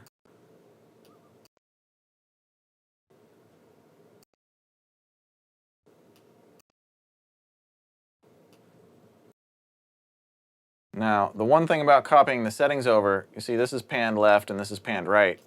I think I probably want to pan this even further. That you want to pan your auxes too if you have delays, so that the delays are out left and right too instead of kind of in mono. So check it out. Big bang, take lip bang. Big bang, take lip bang. Big bang, take lip bang. Them sharks all in your fish tank. Big bang, take lip bang. Big bang, take lip bang. Big bang, take lip bang. My money long and your bills ain't. I think I got too much delay on this, but I think there might be delay already on the sound. I wish he hadn't given it to me like this, but it's life. Big bang, take lip bang. Big bang, take lip bang. Big bang. Yeah, see, so he's already got delay printed on this, and you hear how he didn't filter out any of the top end, and it kind of gets the mix a little cloudy. Like it's just now that repeat vocal that's at full frequency range is really fighting with the main one, and because he printed it as audio, there's really not a whole lot I can do to it, but I'm not going to add another delay on top of that. I'll just put reverb on it. Big bang, take lip bang. Big bang, take lip bang. Big bang, take lip bang. Them sharks all in your fish tank. Big bang, take lip bang. Bang, take lip bang.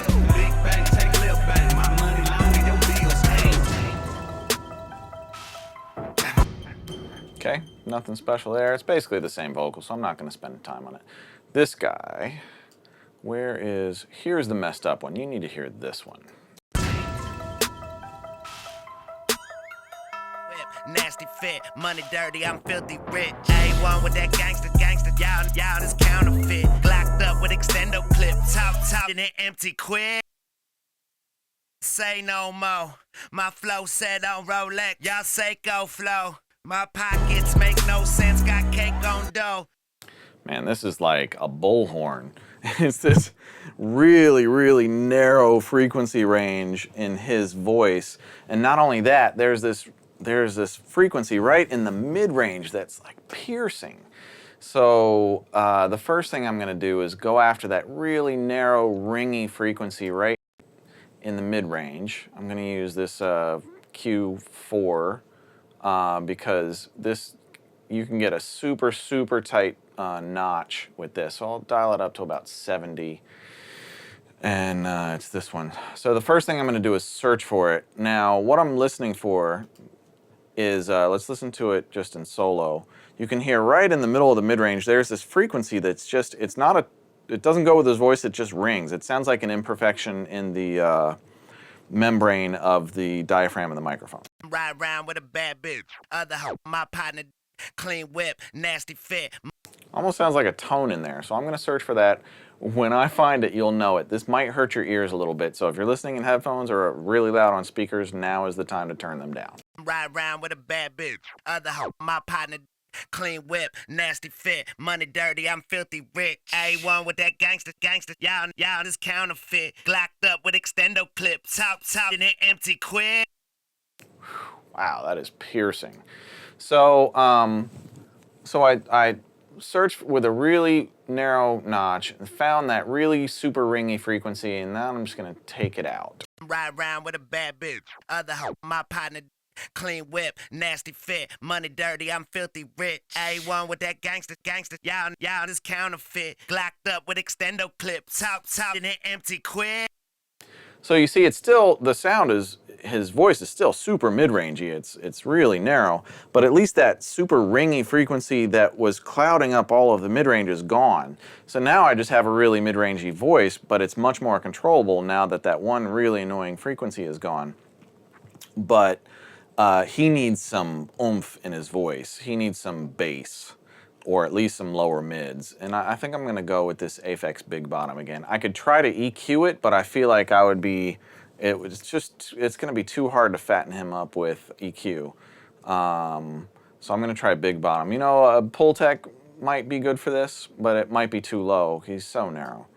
So, all right, so I'm gonna null this out. Ride around with a bad bitch. Other hoe, my partner, clean whip, nasty fit. Money dirty, I'm filthy rich. A1 with that gangster.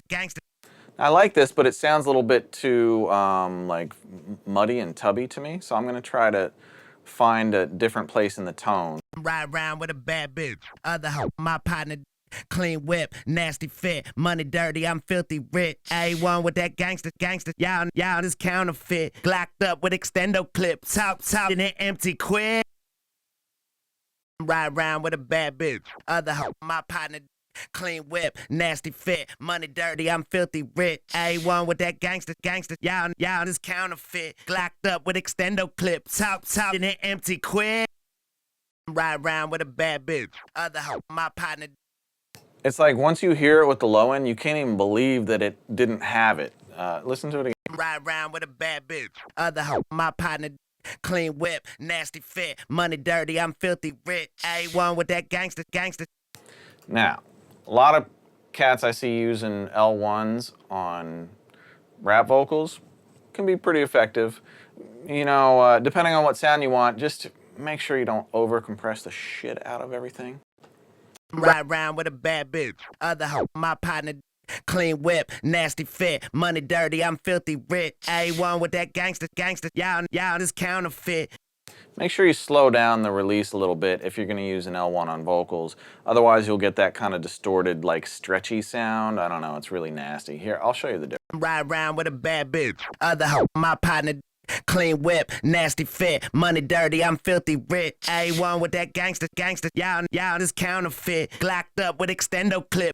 Hear how it was really nasty when the release was super fast, but when you slow it down a little bit, it smooths out the release and it just makes it sound more natural, but it still makes it everything at that same level. Ride around with a bad bitch. Other hoe, my partner, clean whip, nasty fit. Money dirty, I'm filthy rich. A1 with that gangster, y'all this counterfeit. Glocked up with extendo clip. Top in it empty quick.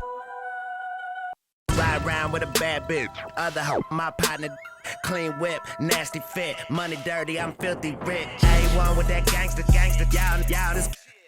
Okay. With extendo clip. Top in it empty quick. You could probably use a little bit of de-essing as well, but I already showed you on the other one, so this last one I want to get to this other vocal for you. I know this lesson's going long. Wait, hold up. Please let me pop up. I neck that high tech, this lean got me toe up. So what? Roll it up, shoot them shrooms, smoke it up. Got my goons posted up with them loaded guns and that coca, bruh. Saddlebags, band up, tighter. Hold up. Okay, so now I have a dry ad-lib, and I'm gonna do to the dry ad-libs what he's got going on the wet ad-libs. So if you can hear these dry ad-libs. Look out! Look out! Fat? Okay. Look out! So fat, saddlebag. Okay. So this is dry, I'm gonna listen to these. So fat, saddlebag. So the first thing I'm gonna do is get that kind of chorusing, spready thing he's got going on. I've already got a bunch of things preset on this. First way I got it was the Waves doubler. Look out! Fat? Okay. Look out! And that's like the stock, you know, the way the doubler comes up. Roland CE1 from UAD does something similar. Look out! Fat? A little more chorusy. You can dial back the intensity if you want. Look out! Fat? Okay. But it's basically just a chorus. This thing from Eventide, Ultra Channel. The only thing, it's got all these different settings. The only thing I ever use this thing for, but it's really cool for this, is this micro pitch shift. And to me, it's better than that like little micro tap from Sound Toys. I don't really like that. Look out! Fat? Okay. And you can see the depth on this is 50-50, so half dry, half wet. The width, how wide it is, 100%, but the depth, this is the depth of the modulation, so I don't want it to modulate too much above or below it, or it'll start sounding, you'll hear. Look out! Fat? Okay. Look out! Fat? Okay. Look. And then just a stock air chorus. Look out! Fat? Okay. Look out! And then he's got that kind of delay tap left-right thing going on, which I think I already have set up here. So I've got a quarter note ping pong left-right at 143. And let's dial in a bit of this. Look out! Fat?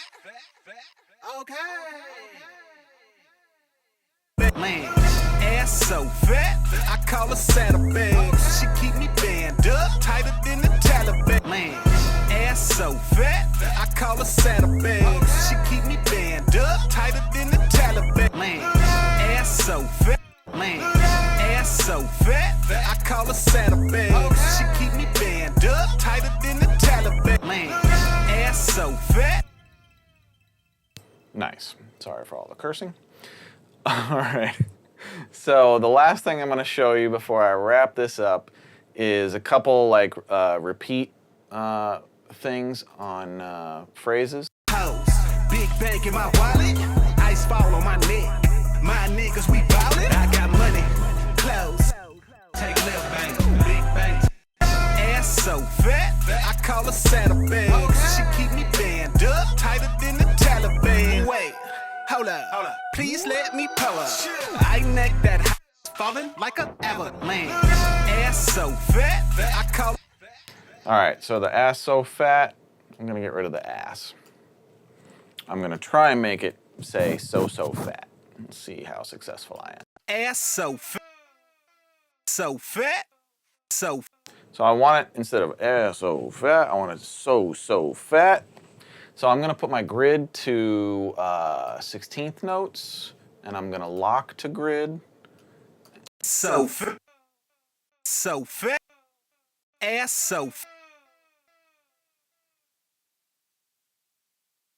So And go to 30-second notes. so fat. So I'm going to copy the so, and I'm going to put it right here. So fat. So fit. Ah, that's what I need to do. Okay. So I need to get the whole word. So fit. Okay, so you see up here, I've got this selected. I'm on grid, but it's an exact one beat. So I want to try make it go so fat. So I'm gonna copy this and I'm gonna paste it exactly one beat ahead. And let's see what we got. Lance. So fit. Ice falling like an avalanche. So fit. I call her saddlebag. She ice falling like an avalanche. So fit. I call her. So you see what I did? I stayed on grid so that the timing of it is perfect. And I just found the exact right place to cut. And I took that. Sometimes it's like you're taking the first word and you're getting rid of the second one. Sometimes you're taking the second one and getting rid of the first one. But the end goal is to get rid of the, the curse. So one more time and then I'll show you a couple other things to do. Avalanche. So fit. Now if I undo that, So fit. Ass so fit. so the second thing that you can do to kind of make this a clean version Ass.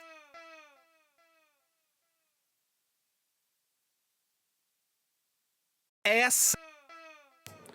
is this thing called verify, or it's like a slowdown effect. So in Pro Tools, it's verify. Logic, it's actually right in the fade section. So this is, I'm going to set this to slow down, and I'm going to select probably this straight from the top of the sound. Ass so. Air so fit. So now you got rid of the curse, and it's like implied. You know what it's saying, but it doesn't actually say it, so you can get away with it on radio. Air so fit. Air so fit. This is undone, Ass so fit. and this is redone. Air so fit. I call her saddlebag. She keep. So that's two different ways to do clean versions. You know, the other thing you could do, let me undo that, is just get rid of the word completely. Ass so fit.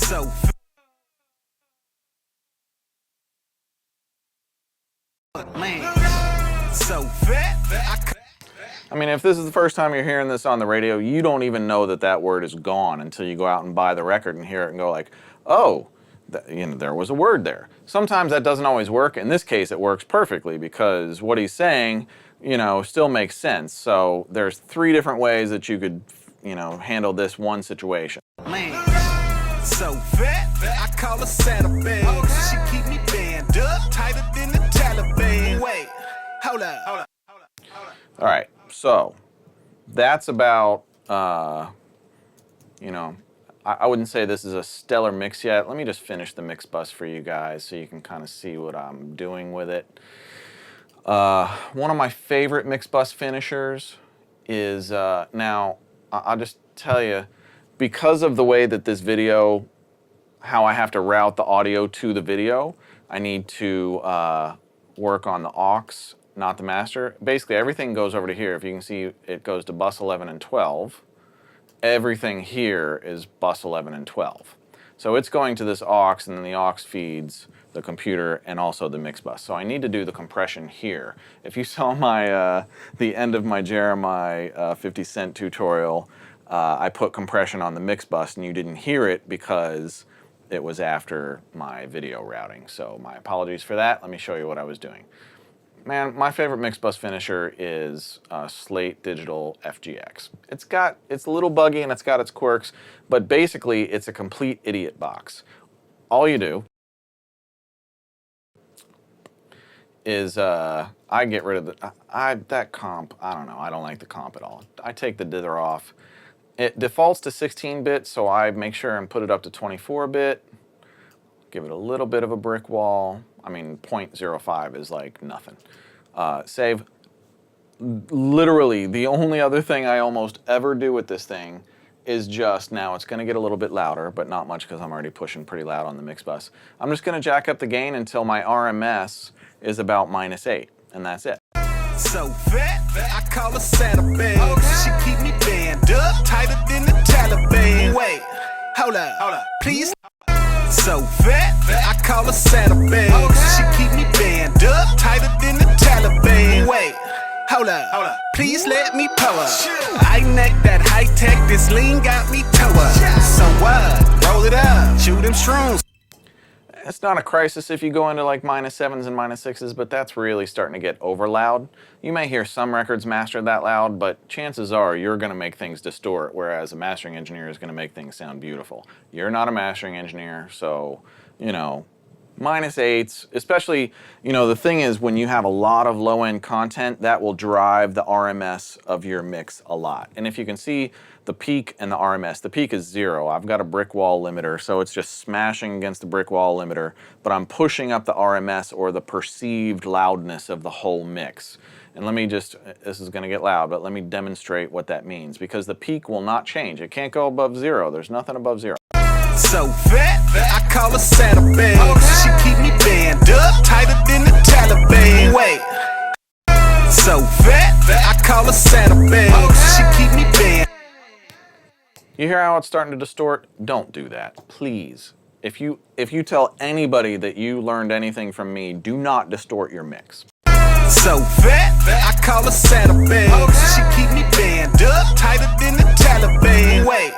And the other thing that happens when you overcompress a mix is that your kicks don't hit as hard. They may last longer and you may hear them bigger, and especially if you're distorting your kicks, they may actually sound more powerful because that distortion is hitting your ear every single time. But I guarantee you the end listener is probably not going to want to hear it that way. So, you know, -8 RMS if you've got a lot of low-end content, -9 or 10 if you don't have a lot of low-end content. This is about where you want to be. So fat, I call her saddlebag. She keep me band up, tighter than the Taliban. Wait, hold up, please let me pull up. And that's it. You know, the other thing I'll show you is I use this BX Digital. It's like I did on that VoxArp thing to widen it a little bit. And I'm just going to put this out to maybe 110 or 112. So fat, I call her saddlebag. She keep me band up, tighter than the Taliban. Wait, hold up, please let me pull up. I neck that high tech, this lean got me toe up. So what? Roll it up. That's all I'm doing, just a little bit of widening, just to give it a little bit more bigness, because the wider you get it, you'll start losing low end, and it'll start making you kind of want to crane your head like a dog. It's not a good thing. Anyway, so really, that's it. This song is virtually mixed. Top to bottom, you got a ton of different effects that you can try at home. You know how to finish. And good luck with your mixing. This is Ken Lewis, Audio School Online. Check out Music School Online if you want to learn an instrument or music theory, or if you got kids. And until next time, thanks.